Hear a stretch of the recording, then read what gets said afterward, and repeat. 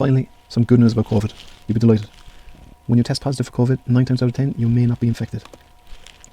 Now, Elon Musk tweeted last week, he got tested 4 times in one day. 2 tests came back negative, 2 came back positive, same machine, same test, same nurse. How did that happen?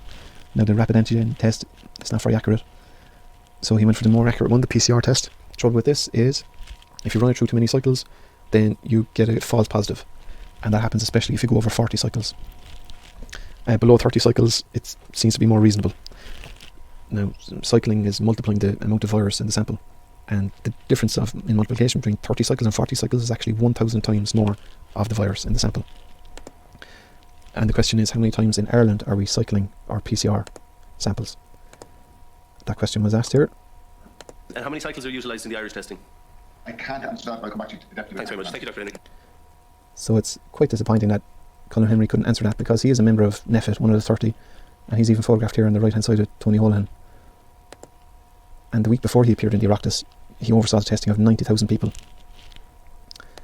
And 6 weeks before he was in the Oireachtas, he received this proposal here on for the management of weak positive, that's high cycle threshold, multiplication of the virus in the testing. And it states in the report that the usual cycle threshold or multiplication in Ireland is 40. And we've seen that 40 gives an unreliable result. And there's your 40 there, 40 cycles. And here they cite studies that if even over 34 cycles, that they can't find any viable virus in the sample. So what the virus they're after multiplying, it's not really alive or working, but they multiplied so much that it gives a positive result. Like this proposal, it's got so many recommendations to be careful when they're testing, not to give too many positive results. And it seems like, yeah, he couldn't even admit that they were cycling it 40 times. He didn't take that on board. So has he taken any of these recommendations on board? Are they being encouraged in the HSE and testing? Here's some of their challenges here. If someone has had a previous positive test, they should not be retested unless they develop symptoms. And testing of asymptomatic people that work in healthcare shouldn't be done either. And here's the proposal.